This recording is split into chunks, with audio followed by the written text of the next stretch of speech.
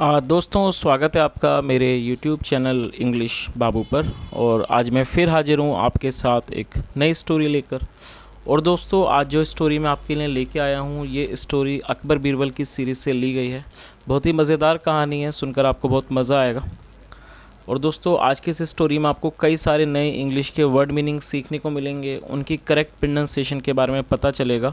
और जो इसका ग्रामर का पार्ट है उसे हमेशा की तरह बिल्कुल ही डिटेल में कवर करेंगे, तो एक एक स्ट्रक्चर को आप बहुत आसानी से सीख पाएंगे। तो चलिए दोस्तों, आज की इस कहानी को हम शुरू करते हैं। और सबसे पहले कहानी का टाइटल देखते हैं। कहानी का टाइटल है द पनिशमेंट। क्या मतलब हुआ दोस्तों? पनिशमेंट एक नाउन है जिसका मतलब होता है सज़ा। तो दोस्तों, ये आज की इस कहानी का टाइटल है, शीर्षक है। और अब मैं इसे पढ़ना शुरू करता हूँ। आपसे रिक्वेस्ट है, आप इसे बिल्कुल ध्यान से सुने। यदि आपको कोई नया वर्ड या फिर नया स्ट्रक्चर मिले तो आप उसे नोट भी ज़रूर करें। तो चलिए इसको शुरू करते हैं। Everybody knew that Akbar was very fond of his grandson and that he loved to spend time with him। क्या मतलब हुआ? दोस्तों, ये जो हमारा वाक्य है ये पास्ट इंडेफिनिट का अफर्मेटिव वाक्य है, जहाँ पर वर्ब की सेकंड फॉर्म का प्रयोग किया जाता है। और ये नो की सेकंड फॉर्म है न्यू। क्या मतलब हुआ? एवरीबडी न्यू मतलब हर कोई जानता था दैट की Akbar was very fond of his grandson. Fond of का मतलब होता है किसी चीज़ को बहुत ज़्यादा प्यार करना, बहुत ज़्यादा उस चीज़ का शौकीन होना। तो जो अकबर थे वो अपने ग्रैंडसन को मतलब पोते को बहुत प्यार किया करते थे। And that he loved to spend time with him, और वह उसके साथ समय बिताना पसंद किया करते थे। चलिए आगे देखिए। वन मॉर्निंग मतलब कि एक सुबह, when Akbar was getting ready for the court, his grandson came running to him. क्या मतलब हुआ? वन मॉर्निंग मतलब कि एक सुबह, व्हेन जब अकबर वॉज गेटिंग रेडी। दोस्तों, ये जो हमारा वाक्य है ये पास्ट कॉन्टिन्यूस का वाक्य है। और इस वाक्य में एडजेक्टिव का भी प्रयोग किया गया है। जो रेडी है एडजेक्टिव है जिसका मतलब होता है तैयार होना। तो आपको ये चीज़ याद रखनी है कि जब आप किसी भी एडजेक्टिव को वर्ब बनाना चाहते हैं तो वहाँ पर सपोर्टिंग वर्ब का प्रयोग किया जाता है, जैसा यहाँ पर किया गया है। तो गेटिंग रेडी का मतलब वो तैयार होना। Akbar was getting ready for the court, जो अकबर थे वो दरबार के लिए तैयार हो रहे थे। His grandson came running to him, और ये कम रनिंग की सेकंड फॉर्म है। केम रनिंग, जो उनका पोता था, केम रनिंग टू हिम, वह दौड़कर उनके पास आया। चलिए आगे देखिए। Grandfather, there is something in your moustache. क्या मतलब हुआ? ग्रैंडफादर मतलब कि दादा, there is something in your moustache मतलब कि मूस्टेज का मतलब होता है मूछ, मतलब there is something in your moustache मतलब आपकी मूछ में कुछ है। बैंड डाउन, बैंड डाउन का मतलब होता है नीचे झुकना। बैंड डाउन मतलब कि नीचे झुकिए। And I will take it out, take out का मतलब होता है निकालना। तो उसने क्या कहा? बैंड डाउन मतलब नीचे झुकिए, and I will take it out, और मैं इसे निकाल दूंगा। सैड हिज ग्रैंडसन, उनके पोते ने कहा। चलिए आगे देखिए। व्हेन अकबर बैंड डाउन, और ये बैंड डाउन की सेकंड फॉर्म है। और दोस्तों, आप इसको भी नोट कर सकते हैं, ये जो बैंड था उसकी सेकंड फॉर्म में बैंड डाउन। जो अकबर थे, व्हेन अकबर बैंड डाउन मतलब जब अकबर नीचे झुके। His grandson pulled out a hair from his moustache. Pull out का मतलब होता है खींच कर निकाल लेना, और ये सेकंड फॉर्म है। तो क्या मतलब हुआ? His grandson pulled out a hair, जो उनका पोता था, his grandson pulled out a hair from his moustache, उसने उनकी मूंछ से एक बाल खींचकर निकाल लिया। तो इस पूरी लाइन का क्या मतलब हुआ कि जब अकबर नीचे झुके, उनके पोते ने क्या करा? His grandson pulled out a hair from his moustache मतलब उनकी मूंछ से एक बाल खींचकर निकाल लिया। चलिए आगे देखिए। आउच, स्क्रीम्ड अकबर, जो अकबर थे वो चिल्लाए। स्क्रीम का मतलब है चिल्लाना।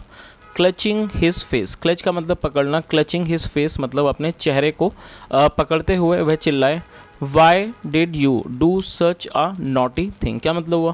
दोस्तों, ये जो हमारा वाक्य है ये पास्ट इंडेफिनिट का इंट्रोगेटिव वाक्य है। और जब हम पास्ट इंडेफिनिट में कोई भी इंट्रोगेटिव का वाक्य बनाते हैं तो वहाँ पर डिड का प्रयोग किया जाता है हेल्पिंग ऑफ के रूप में।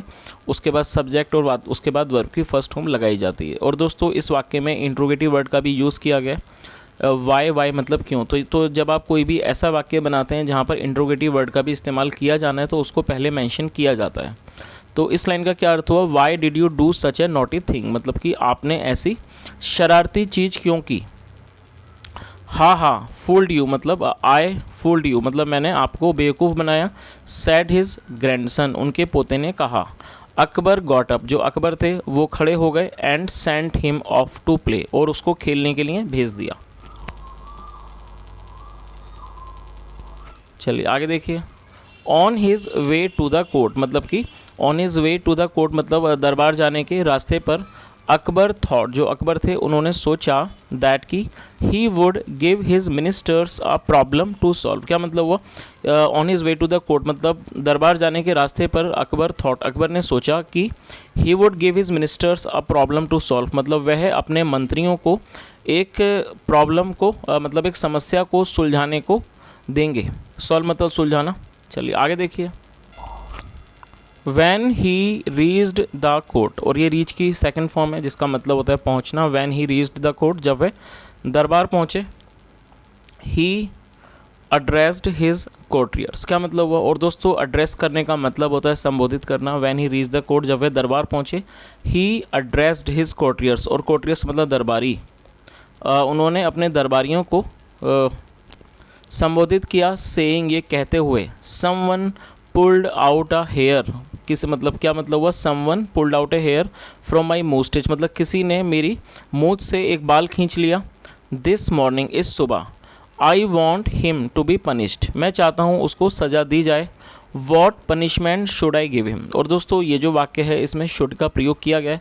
शुड का प्रयोग वाक्यों में जब किया जाता है जब हम कोई भी ऐसा वाक्य बनाएं जहाँ पर उस वाक्य के अंदर हम सलाह देना चाहते हो या सलाह को दर्शाना चाहते हो। तो इस लाइन का क्या मतलब हुआ, what punishment should I give him, मतलब मुझे उसे क्या सज़ा देनी चाहिए। तो दोस्तों इस पूरी लाइन का क्या मतलब हुआ कि जब वो कोर्ट पहुँचे, दरबार पहुँचे, उन्होंने अपने दरबारियों को ये कहते हुए संबोधित किया कि किसी ने someone pulled out a hair from my moustache, मतलब किसी ने मेरी मूछ से बाल खींच लिया है इस सुबह। I want him to be punished, मैं चाहता हूँ उसको सज़ा दी जाए। What punishment should I give him, मतलब मुझे उसे क्या सज़ा देनी चाहिए। चलिए आगे देखिए। The courtiers were shocked when they heard this, और ये हियर की सेकंड फॉर्म है, और शॉक का मतलब होता है हैरान हो जाना। द कोर्टियर्स वर शॉक्ड, जो दरबारी थे वो हैरान हो गए। वैन दे हर्ड दिस, जब उन्होंने ये सुना। How could anybody dare to pull out a hair from the emperor's moustache, और दोस्तों यहाँ एम्परर के बाद एपेस्ट्रॉफी एस का प्रयोग किया गया जिसका मतलब होता है काके की। तो इस लाइन का क्या मतलब हुआ, हाउ कुड एनीबडी डेयर, मतलब कि कोई भी कैसे हिम्मत कर सकता है, to pull out a hair from the emperor's moustache, मतलब सम्राट की मूछ से एक बाल खींचने का कोई भी कैसे हिम्मत कर सकता है। तो इस पूरी लाइन का क्या मतलब हुआ कि जो दरबारी थे वो बहुत मतलब हैरान थे इस बात को सुनकर, इस चीज़ को सुनकर वो हैरान थे कि कैसे कोई भी मतलब इतनी हिम्मत कर सकता है सम्राट की मूछ से बाल खींचने की। दे थॉट, उन्होंने सोचा।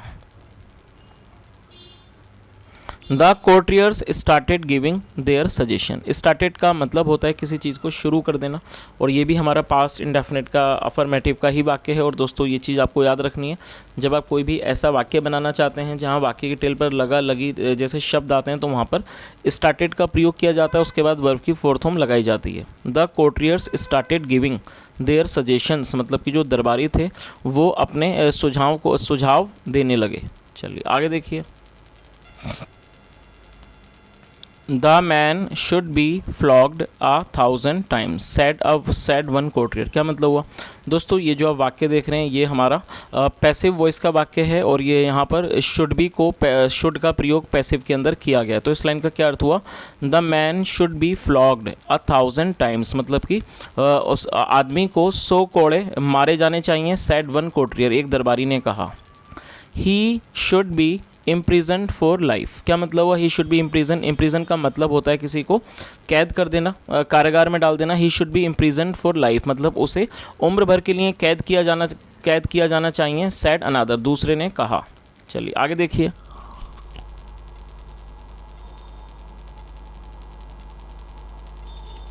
ही शुड बी हैंग्ड का मतलब होता है फांसी पर चढ़ाना।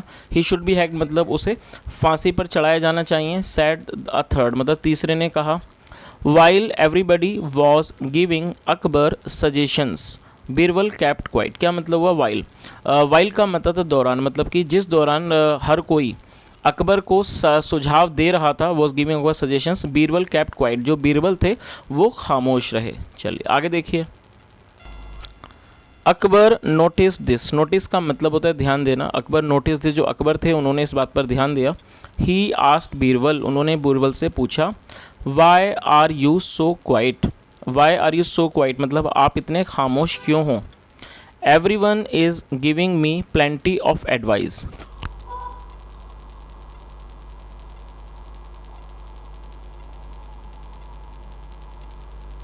क्या मतलब हुआ। Everyone is giving me plenty of advice, plenty का मतलब होता है भरपूर मात्रा, मतलब हर कोई मुझे भरपूर मात्रा में सलाह दे रहा है। But you have not said a word, लेकिन आपने एक शब्द भी नहीं कहा है। Don't you have anything to say, क्या आपके पास कहने को कुछ भी नहीं है। अबाउट दिस, इस बारे में। बीरबल, तो उन्होंने क्या कहा कि हर कोई मुझे इतनी सारी सलाह दे रहा है, इतने सारे एडवाइस दे रहा है, but you have not said a word, लेकिन आपने एक भी शब्द नहीं कहा। Don't you have anything to say about this Birbal, मतलब बीरबल क्या आपके पास कहने के लिए कुछ भी नहीं है। चलिए आगे देखिए। बीरबल टोल्ड हिम, बीरबल ने उन्हें बताया दैट कि he would rather speak in private but the king insisted that he spoke up, क्या मतलब हुआ। दोस्तों प्राइवेट का मतलब होता है अकेले में या फिर व्यक्तिगत रूप से बात करना, उसे प्राइवेट कहा जाता है। तो उस लाइन का क्या मतलब, बीरबल टोल्ड हिम, बीरबल ने उन्हें बताया दैट कि he would rather speak in private, rather का मतलब बजाय, कि वो इसके बजाय वो मतलब कि प्राइवेट में अकेले में बोलना चाहेंगे। बट द किंग, लेकिन जो राजा थे, इंसिस्टेड, उन्होंने जिद की, दैट ही स्पोक अप, कि वो कुछ बोलें। चलिए आगे देखिए।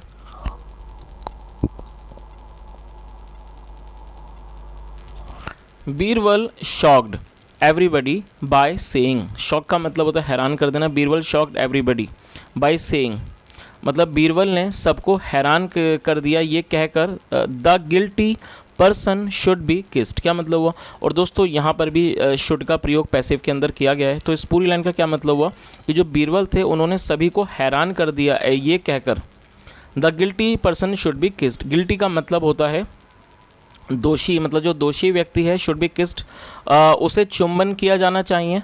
ही एक्सप्लेन्ड, उन्होंने एक्सप्लेन किया, एक्सप्लेन का मतलब होता है समझाना। ही एक्सप्लेन्ड, उन्होंने समझाया दैट कि only a child could do such mischief, क्या मतलब हुआ। उन्होंने समझाया कि सिर्फ एक जो बच्चा है वो ही इस तरह की जो मिसचीफ है, शरारत है, वो कर सकता है। Which could only be his grandson, which could only be his grandson, और वो सिर्फ उनका पोता हो सकता है। आगे देखिए। He received a lot of praise for his clever deduction, क्या मतलब हुआ। रिसीव का मतलब होता है प्राप्त करना, और दोस्तों प्रेज का मतलब तारीफ थी। He received a lot of praise मतलब उन्होंने बहुत तारीफ, उन्हें बहुत सारी तारीफ़ें मिली। फॉर हिज क्लेवर डिडक्शन, अपनी जो चालाकी भरी जो उनकी डिडक्शन थी। और दोस्तों आप इस वर्ड को नोट कर सकते हैं, डिडक्शन का मतलब होता है कटौती, आपने सुना होगा, ये एक नाउन है। उसके अलावा डिडक्शन का मतलब अनुमान भी होता है, तो यहाँ पर इसको अनुमान के रूप में प्रयोग किया गया। तो इस पूरी लाइन का क्या मतलब हुआ, he received a lot of praise for his clever deduction, मतलब उन्होंने बहुत ज़्यादा तारीफ़ें हासिल की, उन्हें बहुत ज़्यादा तारीफ़ें मिली, किस चीज़ के लिए, फॉर हिज क्लेवर डिडक्शन, उनके इस चालाकी वाले अनुमान के लिए।